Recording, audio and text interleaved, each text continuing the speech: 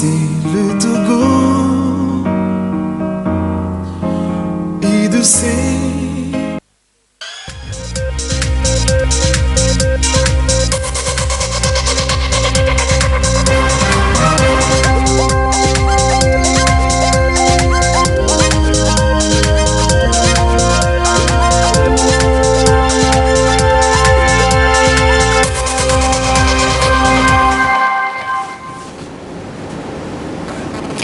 Madame, Monsieur, bonsoir. Merci de votre fidélité à la télévision togolaise.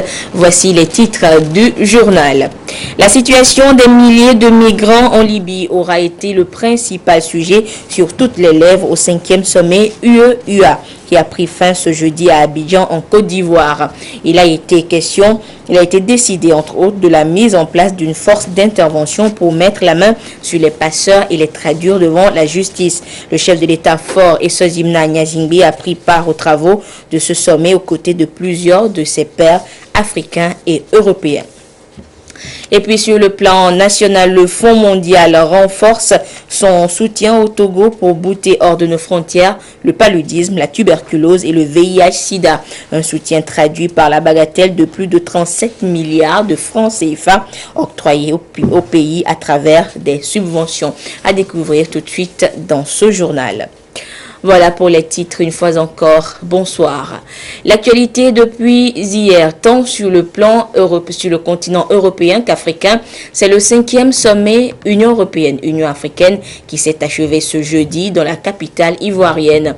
Pour ces 2 jours de travaux, c'est la jeunesse qui devait être sous les projecteurs. Finalement, ce sont les milliers de migrants qui ont retenu la majeure partie de l'attention des 83 chefs d'État, dont le président de la République fort Esozimna Nyazingbe.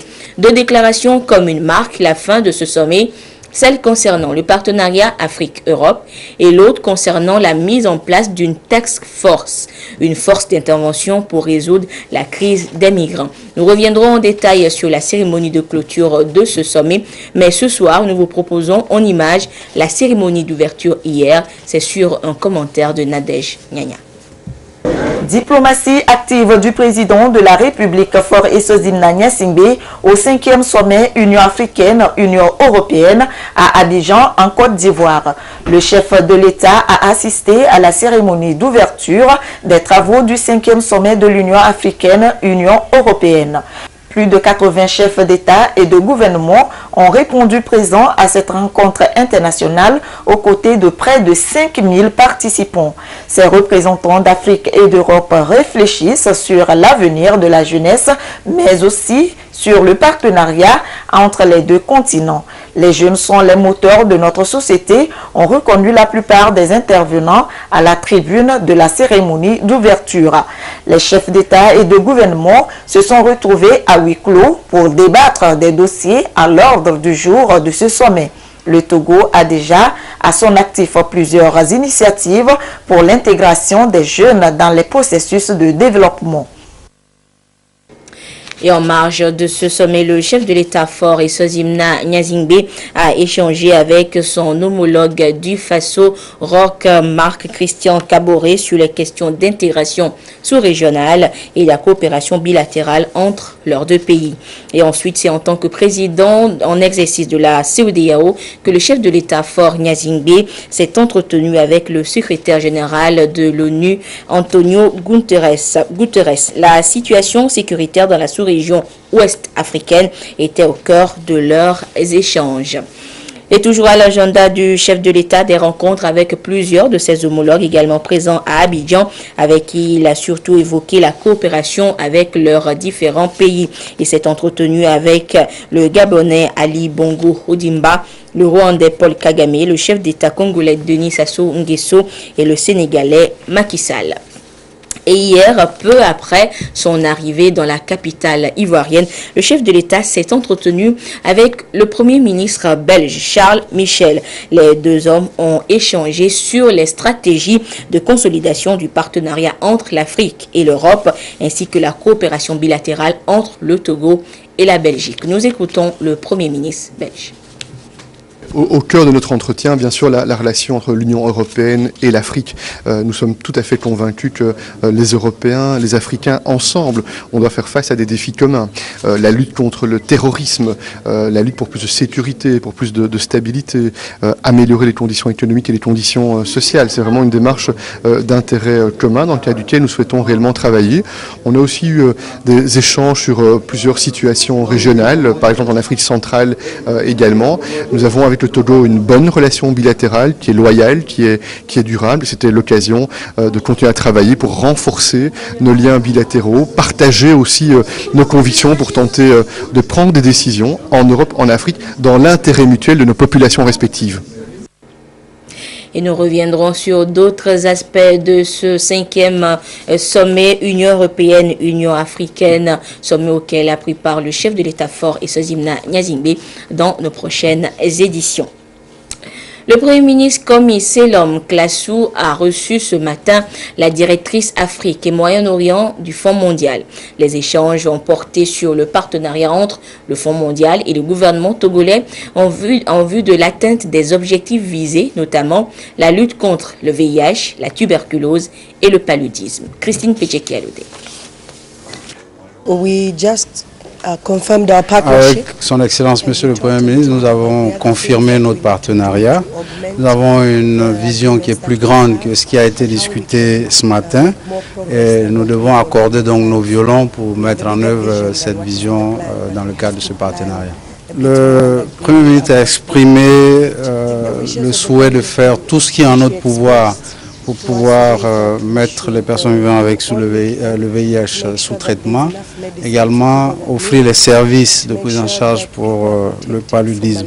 Il a renforcé la nécessité de travailler en partenariat, d'offrir les services aux populations togolaises. Il a rappelé que ce partenariat doit se faire avec des cibles dans notre ligne de mire, parce qu'on vient de loin. Et donc, il souhaiterait qu'on travaille et que ce partenariat vise donc à aller au-delà de mettre 60 000 personnes sous ARV et également faire en sorte qu'aucun enfant ne soit infecté par le VIH au Togo. Et justement, le Fonds mondial accorde 3 subventions au Togo pour lutter contre 3 maladies, le sida, la tuberculose et le paludisme. Ce matin, les documents ont été signés par les principaux contributeurs du Fonds mondial que sont les ambassades des États-Unis, de la France, de l'Allemagne, de l'Union européenne, du PNUD, ainsi que les représentants des populations bénéficiaires. La cérémonie a été présidée par le chef du gouvernement, Komi Selom Klassou. Le compte rendu avec Sonia Ameniko et Arnaud Kili. Le Fonds mondial appuie le Togo dans la riposte contre le sida, la tuberculose et le paludisme pour un montant de 37,77 milliards de francs CFA pour la période 2018-2020. La signature des documents est intervenue entre les représentants des personnes vivant avec le VIH-Sida, la tuberculose et le paludisme, le secrétaire général du gouvernement, le ministre de la Santé, le programme des Nations Unies pour le développement PNUD, les ambassades des États-Unis, de l'Allemagne, de l'Union européenne, la France, le Fonds mondial Afrique et Moyen-Orient et le chef du gouvernement. Un engagement collectif pour lutter contre ces 3 maladies. Dans la logique de la reconduction des programmes initiés par le Fonds mondial, que cette cérémonie de signature des accords de subvention est organisée à ce jour en vue de mobiliser les ressources additionnelles du Fonds mondial pour couvrir la période 2018 à 2020 et permettre ainsi au gouvernement togolais de poursuivre avec l'appui des autres partenaires sa politique vigoureuse de lutte contre le VIH-Sida, le paludisme et la tuberculose. Le Fonds mondial, à travers sa représentante d'Afrique et du Moyen-Orient, a loué les efforts menés par le Togo dans la riposte contre ces 3 maladies. Le Togo est aujourd'hui le premier pays d'Afrique de l'Ouest à réduire de façon significative la transmission du sida de la mère à l'enfant. Des efforts qui méritent d'être soutenus pour assurer une meilleure santé aux populations. Je suis admirative des progrès à réaliser par le Togo dans l'amélioration de l'accès aux soins de santé de base pour la population claire, la population vulnérable et la minorité. Comme nous savons si bien le faire au Togo, nous offrons de l'espoir aux populations togolaises. Je tiens à vous féliciter et à vous encourager à continuer. Les subventions qui nous signent ce matin vous permettent de consolider le résultat des jeux excellents atteinus par le Togo et de renforcer le système de santé. Le Togo, à l'instar de tous les pays en développement, reste encore touché à des degrés divers par les maladies endémiques et transmissibles que sont le VIH-Sida, la tuberculose et le paludisme. Ainsi, depuis plusieurs années, les plus hautes autorités du pays se sont engagées dans la lutte contre ces maladies, ce qui a permis d'enregistrer des résultats encourageants. La réduction du taux de prévalence à 25%, soit une baisse de plus de 50% des nouvelles infections au VIH-Sida en 10 ans. Le traitement aux ARV est passé de 87% en 2004 à 94% en 2016. S'il est vrai que les antirétroviraux ne constituent pas un traitement curatif, il est tout autant vrai qu'ils permettent de réduire de 97% le risque de transmission du virus par une personne séropositive. Il est clair que l'impact des investissements consentis est perceptible au niveau du nombre de vies sauvées à travers le recul du taux du VIH-Sida.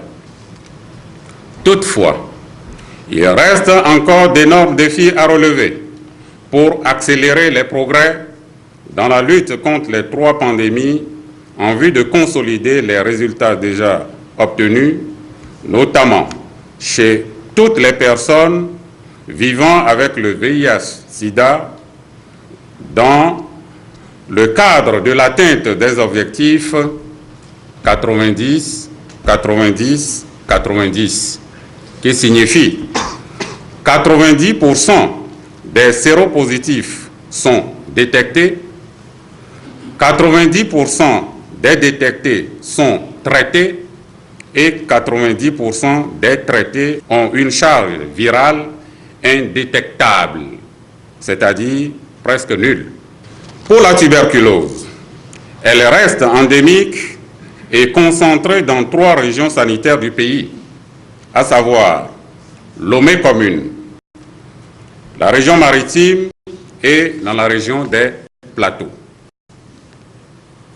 En matière de lutte contre cette maladie, plus de 20 000 cas ont été détectés et traités avec une réduction significative du taux de mortalité. Toutefois, la gestion efficace de la tuberculose multirésistante reste un défi qui entrave la performance des subventions englouties. Dans le cadre de la lutte contre le paludisme, plusieurs initiatives tendant à réduire le fardeau sont prises. Outre les stratégies de subvention et de sensibilisation, plus de 12 millions de moustiquaires imprégnés d'insecticides ont été distribués depuis 2011 et la toute récente distribution remonte au mois de septembre 2017. Il est encourageant de noter que grâce à ces différentes campagnes, 60% des ménages togolais dorment aujourd'hui sous moustiquaires imprégnés. Dès lors, l'incidence du paludisme a régressé de près de 20% entre 2010 et 2015, avec une réduction du taux de mortalité de 40% chez les enfants de moins de 5 ans. Ceci est un exploit considérable, d'autant plus qu'à l'échelle mondiale et selon les statistiques fiables, un enfant de moins de 5 ans meurt du paludisme toutes les 2 minutes dans le monde. Avec ces subventions, le Togo va améliorer ses interventions et actions clés recommandées à travers l'amélioration du système de santé et des subventions aux formations sanitaires pour la prise en charge du paludisme simple. Le Premier ministre a remercié les partenaires du Togo et a invité tous les acteurs impliqués dans la lutte contre ces 3 maladies à une synergie d'action pour une lutte efficace. Il est évident que Le combat engagé contre ces maladies est loin d'être gagné sans la persévérance de tous les acteurs impliqués. C'est pourquoi les efforts doivent être soutenus en matière de la mobilisation des ressources au plan national et international afin de pouvoir offrir aux patients, dans le cadre de l'accès universel et gratuit, les soins et services de qualité. Ce devoir, le chef de l'État l'a bien compris et n'a pas hésité à contribuer financièrement à la cagnotte commune du Fonds mondial, ceci à travers un don fort apprécié par la communauté internationale il y a un an. Tenant compte des résultats probants enregistrés, mais aussi des insuffisances notées dans la mise en œuvre des programmes et stratégies élaborées, le gouvernement a réaffirmé la priorité accordée au secteur de la santé en adoptant récemment en Conseil des ministres un nouveau plan national de développement sanitaire 2017-2022. Il s'agit avant tout de mettre l'accent sur la prévention de ces 3 affections transmissibles de manière plus efficace et coordonnée afin de diminuer très sensiblement leur incidence, notamment la charge de morbidité.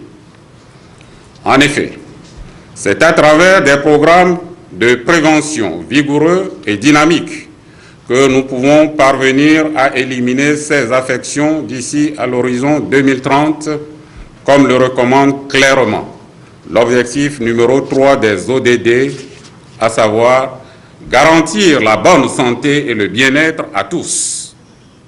Vous comprenez donc la portée de la cérémonie de ce jour. L'un des défis majeurs dans les prochaines années reste la mobilisation accrue des ressources additionnelles pour mettre progressivement en place le système de couverture sanitaire universelle. Le gouvernement, tout en augmentant les ressources nationales allouées au secteur de la santé, va également mettre un accent sur la prévention de ces 3 maladies afin de diminuer leur incidence dans la population. Et depuis plusieurs années, le Togo s'est engagé donc dans la lutte contre les maladies transmissibles, notamment la triale, VIH-Sida, tuberculose et paludisme. Notre pays est accompagné dans cette lutte par ses partenaires, comme vous le voyez, et dont le Fonds mondial constitué de principaux contributeurs. En témoigne la signature des subventions de ce matin à plus de 37 milliards de francs CFA. La réaction de ces contributeurs après la signature dans ce reportage de Sonia Amenikbo et Arnaud Kilio. Les contributeurs au Fonds mondial ont une fois encore mobilisé les ressources permettant d'engager une lutte plus accrue contre 3 maladies, le sida, la tuberculose et le paludisme. L'Allemagne soutient l'initiative et souhaite une coopération innovante pour venir à bout de ces 3 pandémies. Au Togo, notre engagement se concentre sur 2 axes prioritaires. Notre première priorité, c'est la bonne gouvernance des comités de coordination et leur interaction avec le système de santé national. Dans l'ensemble, la gestion du CCM Togo, mécanisme de coordination des activités du Fonds mondial au niveau national, est aujourd'hui considérée comme exemplaire pour la sous-région. À travers notre contribution au CCM et notre programme global Backup mis en œuvre par la GIZ, l'Allemagne restera engagée à soutenir les acteurs impliqués dans les efforts pour améliorer la gestion des fonds, le suivi stratégique et le contrôle des risques. La signature de ces conventions pour l'ambassadeur des États-Unis au Togo marque une étape importante dans l'éradication de ces maladies au Togo.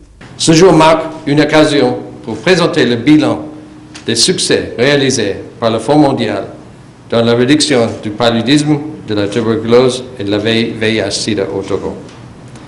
C'est aussi une occasion pour nous engager à continuer nos efforts jusqu'à l'éradication de ces maladies mortelles. Le gouvernement des États-Unis est un donateur et un fier partenaire des efforts du Fonds mondial. Grâce à cet appui et aux contributions des autres bailleurs, au travail acharné des partenaires d'exécution et aux efforts diligents du gouvernement du Togo, nous avons pu réaliser des progrès impressionnants dans la prévention, le contrôle et le traitement du VIH-Sida, du paludisme et de la tuberculose dans le monde et ici au Togo. La lutte contre le sida, la tuberculose et le paludisme reste préoccupante. Face aux défis encore nombreux, le combat nécessite une cohérence des interventions au plan national et international. Ces financements reposent sur les engagements que le gouvernement a pris dans ce domaine, notamment l'inscription comme maladie prioritaire des 3 pandémies concernées dans le plan national de développement sanitaire et aussi l'allocation d'une ligne dédiée à la lutte contre ces maladies dans le budget national dans une perspective d'accès universel aux services de santé. L'ambition des pouvoirs publics demeure de parvenir à 0 infection d'ici 2020. La signature conjointe de ces subventions aujourd'hui est l'occasion de rappeler d'abord la cohérence interne de chaque intervention, mais aussi la collaboration, l'intrication et donc la cohérence qui existe également entre ces différents programmes. Grâce aux nouvelles subventions apportées par le Fonds mondial, dont la France est le second contributeur, et grâce à l'action coordonnée de tous les acteurs de santé, l'objectif de parvenir d'ici 2020 à une génération sans sida, et cela ne peut pas se concrétiser sans l'élimination de la transmission du VIH chez l'enfant, les adolescents et les populations clés, sera, je l'espère, atteint. Pour le PNUD, les efforts du Togo pour combattre ces maladies jugées prioritaires sont encourageants et doivent être soutenus afin d'offrir aux patients des services de qualité. Excellence, Monsieur le Premier ministre, permettez-moi de reconnaître et saluer ici l'engagement et le leadership de votre gouvernement qui ont permis de définir les priorités pour les 3 prochaines années et de proposer un programme jugé pertinent par le Fonds mondial. C'est le lieu de rappeler ici que ces précieux financements permettront d'acheter des médicaments pour soigner les malades, de soutenir des programmes de prévention des maladies et de contribuer au renforcement du système de santé. Pour cette raison, notre engagement doit être total, permanent et synergique pour permettre de délivrer des services de qualité et dans les délais appropriés à celles et ceux qui en ont besoin. Le combat est donc engagé contre le sida, la tuberculose et le paludisme. 3 maladies qui risquent, si rien n'est fait, d'annihiler les efforts de développement des pays. Les membres de la Commission électorale nationale indépendante CENI ont pris part à une formation de mise à niveau. Elle était axée sur 2 thématiques, à savoir les principales conclusions et recommandations du colloque sur les 25 ans de la Constitution de 1992 et les interactions entre la CENI et la RAC. Ceci pour permettre aux membres de la CENI de mieux s'outiller afin de remplir au mieux leur mission, celle d'organiser et de superviser les prochaines élections. Serge Tastom, Yves Agbehivi. Cette session, la CNI, la Commission électorale nationale indépendante, outille ses membres pour un exercice professionnel. Une formation thématique qui entre dans les dispositions qui, selon le président de la CNI, le professeur Kodjona Kadanga, constitue une source d'enrichissement et des balises à la bonne exécution de la mission à eux confiée. Pour les membres, l'initiative témoigne de leur engagement au service de l'intérêt général dans un élan de professionnalisme. Vous n'êtes pas sans savoir l'importance capitale de la bonne conduite des processus référendaires et électoraux sur la préservation de la paix et de la stabilité dans les États. Au Togo, donc, la CENI étant l'institution en charge d'organiser, de superviser ces processus, se doit d'être correctement outillée pour mener à bien ses missions. Donc c'est le sens de la présente séance de formation. Ce n'est pas la première. Il y a quelques jours, nous étions à Palimé pour un séminaire où nous avons abordé plusieurs thématiques d'intérêt. Aujourd'hui, nous évoquerons encore des sujets tout aussi intéressants.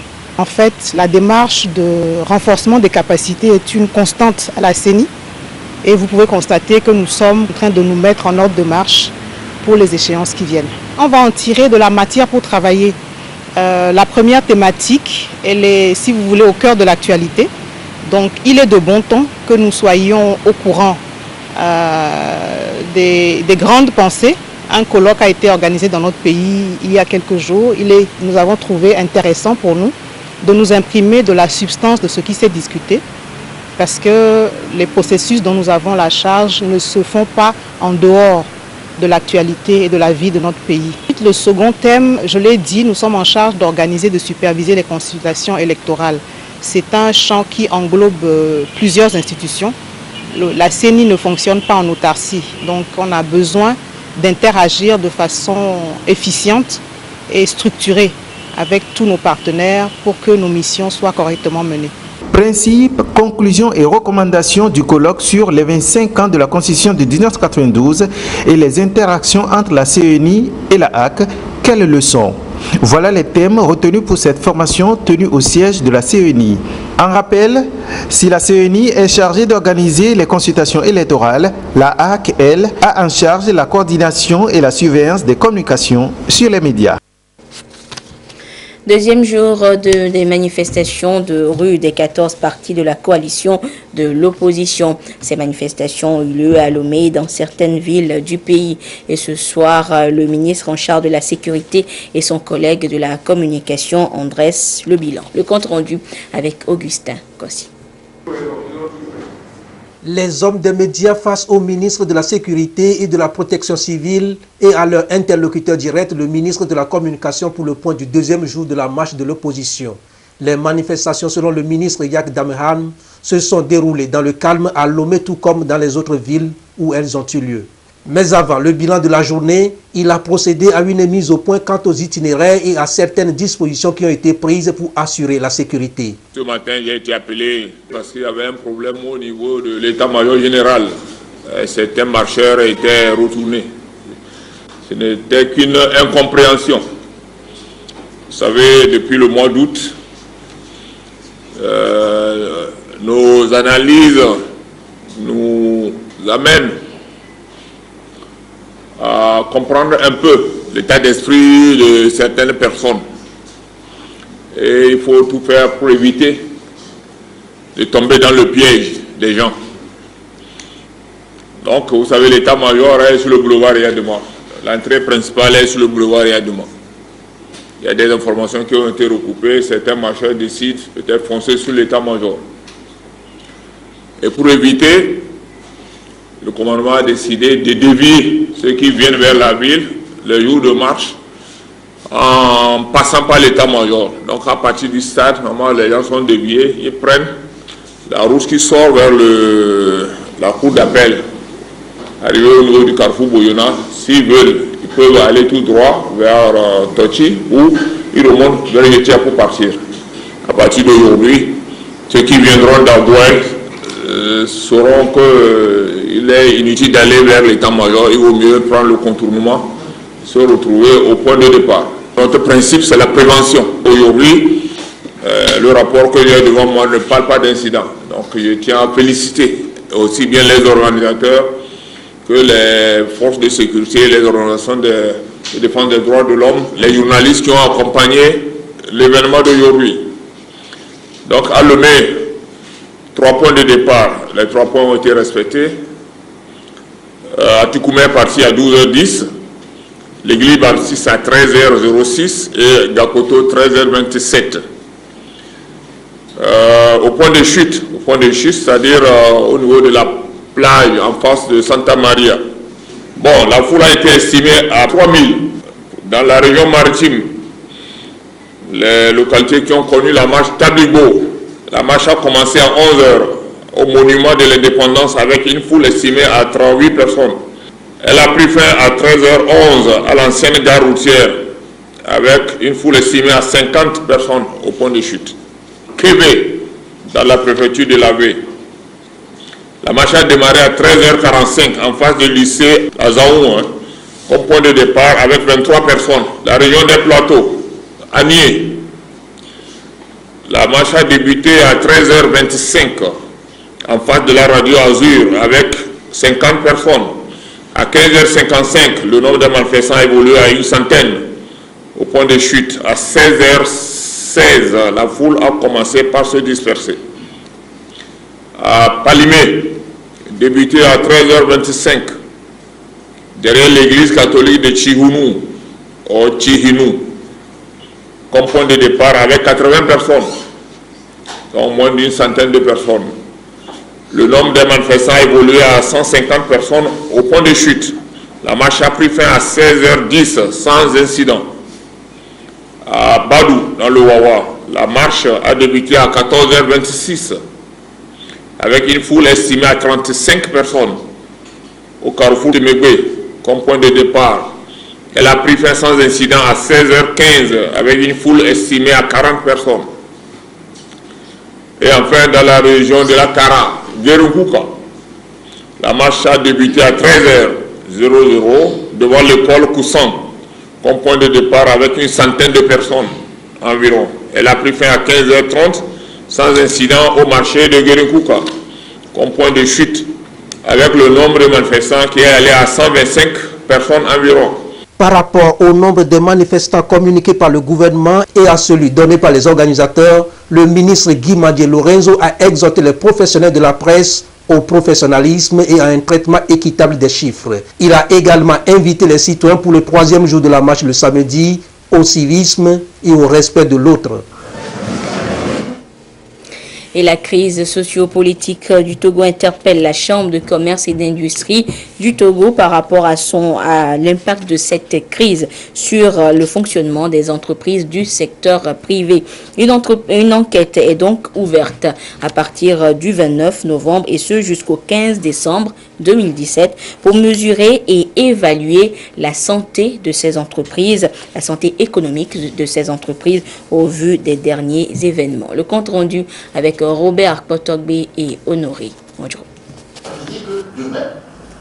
Cette rencontre avec la presse a été l'occasion pour la Chambre du commerce et d'industrie du Togo de lancer une enquête d'opinion et de performance à l'intention des entreprises du secteur privé. L'initiative vise in fine à mesurer avec des chiffres réels l'impact de la crise sociopolitique qui secoue le pays depuis le 19 août dernier sur les entreprises nationales. Sur toute l'étendue du territoire, il y a un malaise au sein des opérateurs économiques. Si le pays ne va pas bien, le premier à en pâtir, c'est l'opérateur économique. La Chambre de commerce voulant assister les entreprises voudrait savoir quel est l'impact réel de cette crise. L'enquête va couvrir la période du 29 novembre au 15 décembre 2017. Les enquêteurs formés à cet effet vont remettre aux entreprises des formulaires à remplir et à retourner au bureau de la CCIT. C'est un échantillonnage qui sera fait sur toute l'étendue du secteur, sur toutes les entreprises, qu'elles soient petites, moyennes ou grandes entreprises. Nous disons à l'État de s'occuper sérieusement des entreprises formelles, car c'est elles qui payent plus d'impôts dans notre pays. En attendant les résultats de l'enquête, les opérateurs économiques ont demandé à l'ensemble de la classe politique à s'investir dans la promotion de l'économie nationale. Les responsables de la CCIT ont félicité au cours de cette rencontre le chef de l'État et son gouvernement pour la mise en place d'un cadre de concertation entre le secteur public et le secteur privé. Économie encore avec les échos de la 14e foire internationale de Lomé. Et hier, sur le site de la foire, une conférence a été animée avec des ateliers pratiques sur l'initiation aux nouveaux médias. Il s'agit entre autres des réseaux sociaux comme Twitter et Facebook. Il était question de faire découvrir à l'assistance l'impact de ces réseaux sociaux à travers une utilisation beaucoup plus responsable. Clarisse Atikle. Les réseaux sociaux pilulent aujourd'hui sur la toile, mais nombreux sont les utilisateurs qui ne maîtrisent pas vraiment le fonctionnement de ces réseaux. La 14e foire internationale de Lomé, dont le thème est le numérique au service des affaires, offre l'opportunité aux utilisateurs des réseaux sociaux de mieux les connaître ainsi que leur contenu. La conférence nous a permis de comprendre un peu comment utiliser ces réseaux-là de manière responsable. Quelles sont les possibilités qui s'offrent à nous et comment peut-on utiliser ces services-là pour générer, pourquoi pas, un revenu, trouver du travail, voilà, rencontrer des personnes qui sont dans un domaine de formation comme le nôtre aussi. Et on a aussi eu la possibilité d'apprendre à utiliser certains réseaux sociaux qui sont assez méconnus du public togolais. Nous avons eu des spécificités sur Twitter, Facebook et LinkedIn. Donc, les intervenants nous ont expliqué la particularité de chaque réseau social, notamment celle de LinkedIn qui était beaucoup plus professionnelle pour se créer un réseau professionnel et pouvoir évoluer. Facebook qui est beaucoup plus une entité globale qui permet d'avoir une vision assez large sur le monde. Et sur Twitter, la particularité d'avoir un contenu très concis avec les 280 caractères. 3 réseaux sociaux, Twitter, Facebook et LinkedIn, étaient au centre des échanges. Le choix d'un réseau social dépend en effet de l'usage qu'on veut en faire. Et c'est selon qu'on veut faire de la publicité ciblée, chercher ou publier une offre d'emploi, construire son CV pour faire valoir ses compétences ou encore avoir un aperçu sur tout ce qui se passe dans le monde. Dans la tendance mondiale, ces réseaux font partie des réseaux les plus utilisés. Et chacun de ces réseaux a une certaine particularité, aussi bien dans le domaine professionnel que dans le domaine de la vie privée. Nous leur avons recommandé d'abord Facebook, qui a une particularité, non seulement au niveau des profils, mais des pages, parce que les pages leur offrent non seulement la possibilité de faire des publicités ou des promotions, mais également de suivre les statistiques de toutes les publications qui sont effectuées. Nous leur avons recommandé également une inscription sur Twitter pour avoir des informations instantanées. Et pour finir, nous leur avons recommandé également le choix de se positionner sur LinkedIn parce que c'est un réseau social totalement professionnel. Les réseaux sociaux doivent donc être utilisés de manière responsable en faisant attention à tout ce qu'on y publie. Sur Twitter par exemple, il n'est pas possible de modifier les articles publiés. Aussitôt envoyés, ils tombent dans le domaine public et engagent le publicateur. Course populaire de jeunes à travers les villes de la Kara. Et c'était le week-end dernier. C'est l'association de jeunes pour la promotion de la paix au Togo qui a organisé l'événement pour sensibiliser les populations sur la culture de la paix justement. Sur place, la correspondance de Nestor Mozo. Cette course populaire a été baptisée Footing de Kara. Une manifestation à mettre à l'actif de l'AJPPT, Association des jeunes pour la promotion de la paix au Togo.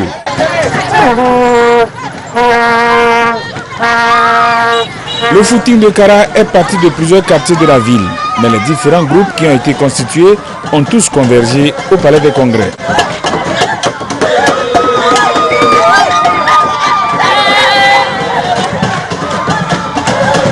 Les jeunes qui ont participé à cette course populaire sont conscients que la paix est une valeur sans laquelle aucun développement n'est possible. J'ai accepté de participer à cette manifestation parce que l'association prône la paix, la solidarité, la non-violence et la cohésion sociale et autres. C'est pour l'épanouissement et l'évolution de notre pays.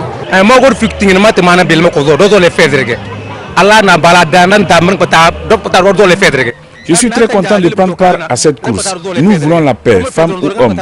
Personne ne veut vivre dans le chaos. C'est parce qu'il y a la paix que nous avons pu venir ici. Nous voulons que la paix se consolide davantage.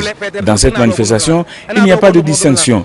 Il y a les Évés, les Kotokoli, les Kabiers, les Mouba, les Tchokosi. Nous tous, nous voulons la paix. Pour la JPPT, cette manifestation a été un succès et elle est le point de départ d'autres activités au profit des jeunes à travers le pays.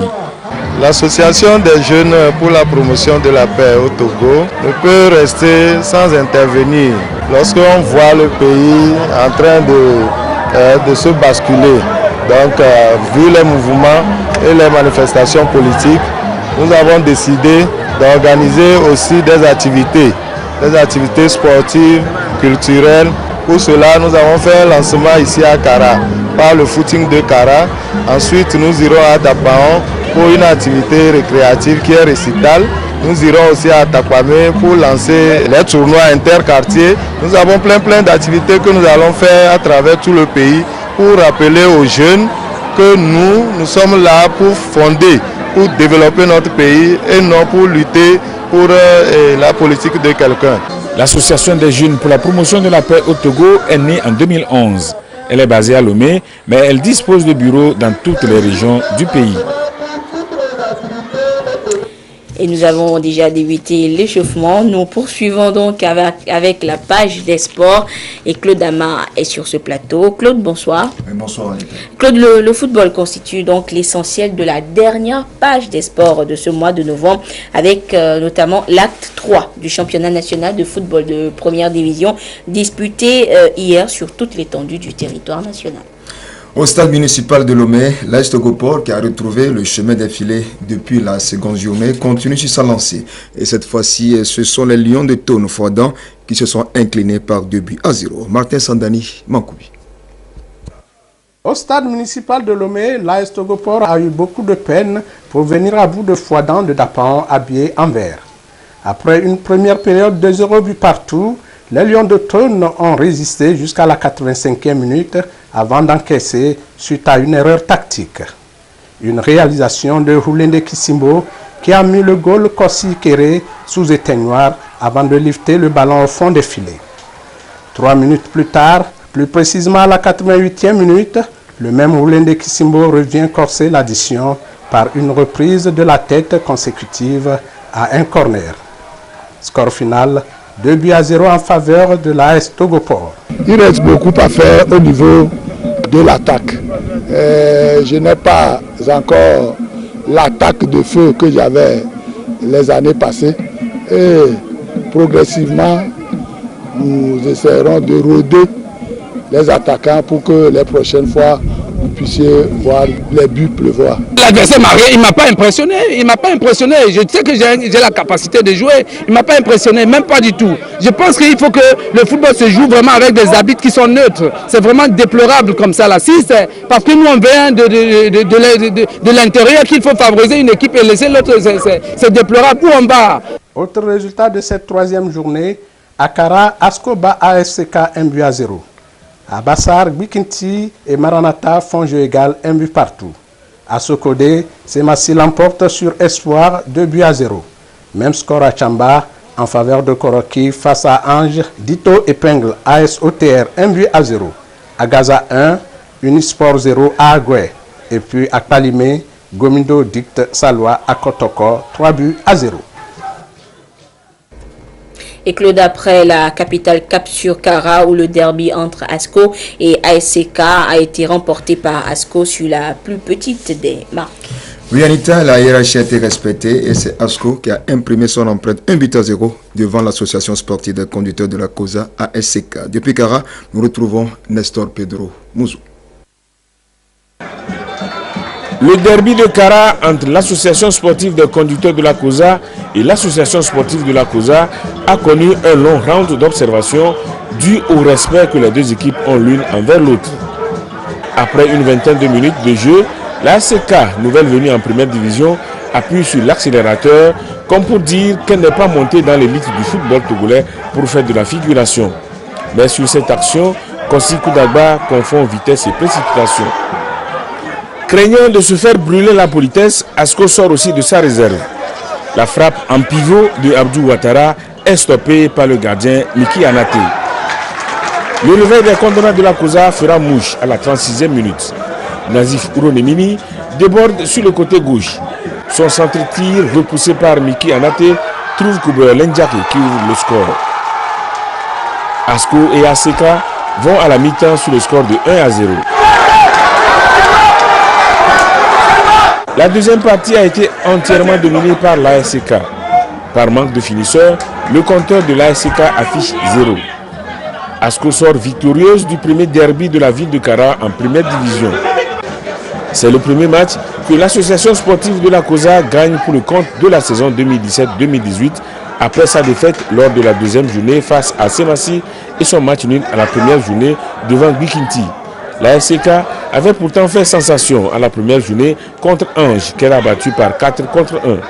Elle a ensuite partagé les points avec Unisport à la deuxième journée avant de courber les chines face à ASCO. Oui, Anita, au niveau du classement, c'est Massi mène la danse avec 9 points plus 7. Deuxième Koroki, 7 points plus 3. Troisième Dicto, 7 points plus 2. Au bas du tableau, et 14e Fouadan, 1 point moins 3. 15e Unisport, 1 point moins 4. Et Kotoko, 16e, 1 point moins 4 également. Merci Claude, et puis on se retrouve jeudi prochain, c'est-à-dire en décembre. Mais le temps de rappeler que samedi, les passionnés du football anglais retrouveront Alfred Kolani et ses invités à travers Direct Foot. Merci Claude. Le gouvernement rappelle à la population togolaise que la traditionnelle opération Togo propre des premiers samedis du mois aura lieu ce samedi 2 décembre 2017 de 6h à 8h sur l'ensemble du territoire national. Il invite à cet effet les habitants des quartiers, des villes et campagnes, les chefs de services administratifs, les responsables des sociétés publiques, parapubliques et privées, les autorités municipales, traditionnelles et religieuses, les comités de développement des quartiers, les associations et organisations de défense de l'environnement et de promotion du civisme et de la citoyenneté à se mobiliser pour le succès de cette opération. Les associations et groupes organisés qui désirent bénéficier de la couverture médiatique des organes de presse publics et de l'assistance technique de l'ANASAP sont priés de prendre contact avec les responsables de la direction de la formation civique joignable au numéro 90 91 55 11 99 46 30 27 qui se chargeront de communiquer aux services précités les lieux qu'ils ont retenus pour leurs opérations de salubrité. Et c'est un communiqué du gouvernement.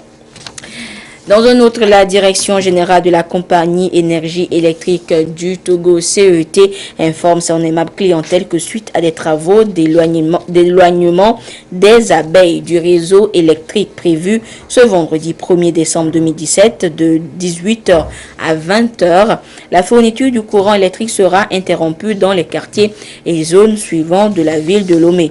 Zone école La Madone à Agbalepedo, Agoué Kakaveli, Asieye, Fiovi, Minamadou, Seje Agoué Nord, Bonvé, Kitigyan, Achanvé, Adjouba, Kégué et leurs environs. La direction générale de la CET présente ses excuses à la clientèle et la remercie pour sa compréhension.